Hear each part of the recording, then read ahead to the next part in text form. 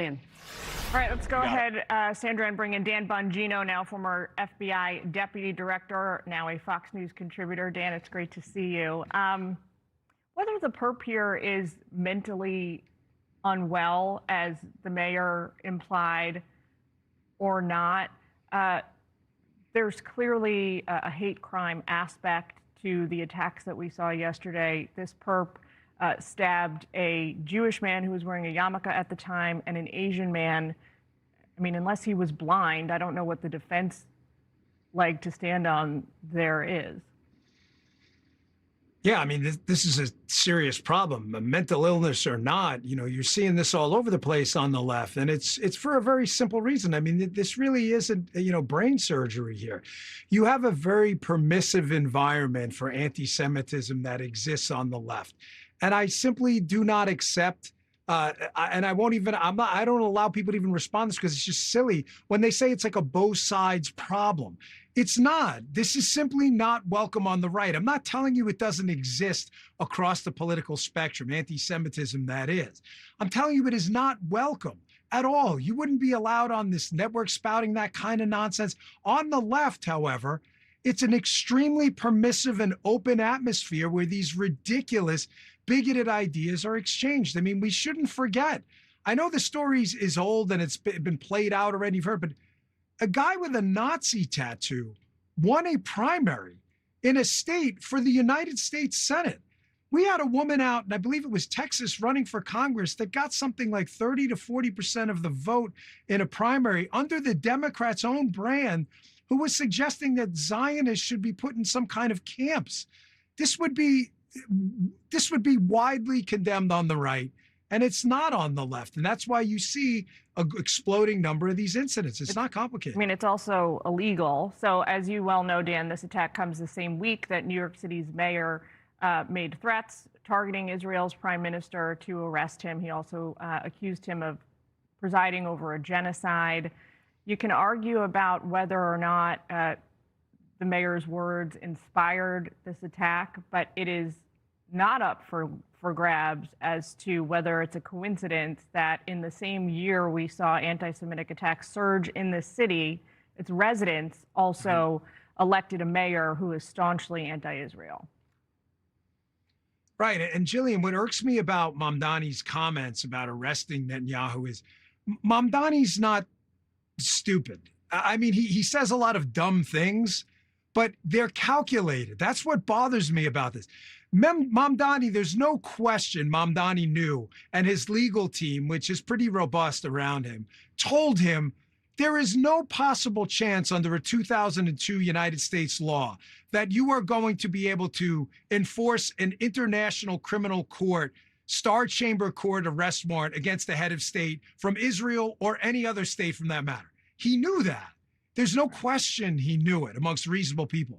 But he lied about it anyway because he understands if he uses the code words, Israel, the Jews, whatever it is, he knows he's going to rile up his base and it was going to help him win the election. Then he had to do this humiliating U-turn and say, well, I really can't arrest him, as if he didn't know and he just found this out yesterday. So this should really be roundly condemned, even on the Democrat side.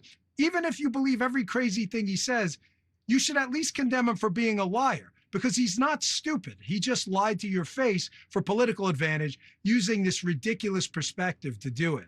So I don't know where, I mean, from a law enforcement perspective, where does the city of New York go from here? Well, listen, I hope they don't give up the massive changes. We had a very friendly, good, cordial working relationship with Jessica Tisch, the police commissioner. Operation Summer Heat, where we refocused the FBI on violent crime. We had an amazing working relationship. There was some friction. We didn't always agree on immigration, but we did our thing in the federal government, enforced federal law. But I'm really hoping that Mamdani doesn't get in the way of that relationship, because it's clear crime's a bipartisan issue, right? When someone mugs you, when was the last time they said, hey, are you a Democrat or Republican? The answer is that never happens. So the crime in New York City, those are citizens too.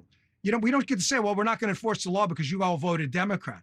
I'm just hoping Mamdani and this cancerous ideology he's infected the city with doesn't impact the relationship between DEA, FBI, and others, and the NYPD, which has really transcended politics, whether it was Giuliani or de Blasio. We've still had a great relationship there. I'm afraid Mamdani, though, is definitely a level up on the crazy scale from even de Blasio, and that's saying a lot. I was thinking on my way to the bureau here in Manhattan today, I passed 3 or 4 synagogues on the way in. All of them have some measure of security protection put in place, whether it's large boulders or roped off areas with vehicles parked there. I mean, the mayor has a sacrosanct obligation from a law enforcement perspective as well, not just from a political leadership perspective, to protect New York's Jews. It seems like what he is saying and doing perversely counters the security measures that NYPD is putting in place.